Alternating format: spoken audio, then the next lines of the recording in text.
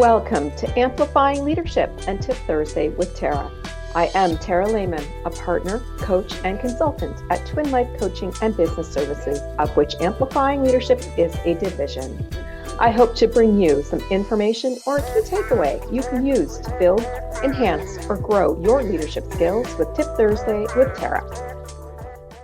Do your team members really feel safe and comfortable to maybe speak up or share those ideas in a meeting or even admit their mistakes without the fear of reprimand or punishment or even that they're going to feel embarrassed? If they are, then you have a little bit of work to do. If they're not and they do come to you, that's great. Make sure we work with that and with those ideas or those mistakes and talk through the solutions. But if those things aren't working well, perhaps they don't feel psychologically safe to do these things. So if your culture already takes psychological safety very seriously, well done. Remember, there's always ways to improve. So keep listening just in case there's a key takeaway for you today. If you don't find that your team is really sharing ideas or admitting mistakes, or maybe they're finger pointing, there's a little bit of work to be done. So keep listening and we'll give you some tips and tricks today. First, I want to be very clear. Psychological safety isn't just something that's part of a safety checklist. It's not a one and done. It's not a buzzword. It really is a foundation of great, high performing and engaged teams, and of course, culture. When people feel welcome, heard, valued, and safe to share, they will collaborate with each other more. They'll share their ideas or maybe extra solutions. And they also won't be afraid to tell you about safety issues or to take some smart risks that companies need in order to grow. So let's talk about how we can build a culture where people really do feel safe to contribute and even grow or take some of those risks. So first, we need to be the leader who leads by example. We need to show our vulnerability. When we make a mistake, which I have done as a leader before, we need to make sure people know that we've made the mistake where it makes sense to do so. It's okay for us to share those things because we're human, and it sets the tone for the entire team that, okay, the leader's human too. These things happen. And it allows them to feel trust that if you're going to share with them, they are able to share with you, especially when you make a mistake. And if you make a mistake that affects the team, you need to let them know, you need to own that, but work with them to build solutions about how we can fix this for next time. Even you as a leader needs to do that.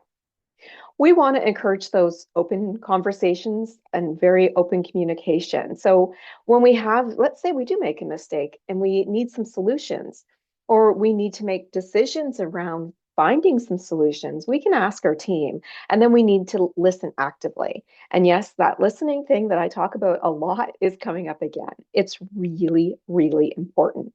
So listening to their feedback. We can ask open questions, whether this is a mistake or we're just looking to help out a client. We can ask open questions, so those that are not answered with a yes or a no. So, for example, what are your thoughts on ABC? Or what risks do you see that we may be missing with client XYZ? Remember that we also want to encourage people to share their ideas and solutions with us. So we want to make sure we appreciate everybody for their contributions, not just what the right answers are. It's easy to say thank you for the right answers, but we need to show appreciation for all contributions, even if they fall out of budget or they don't make sense for this particular client. It could help you in the future. So always appreciate whatever contributions in open communication. We also need to reframe our mistakes and look at them as learning opportunities. And if you know me well, that this is a big one for me. So we don't want to be blaming people or things. We need, again, to ask those open questions. So, okay, everybody, what can we learn from the loss of client, ABC?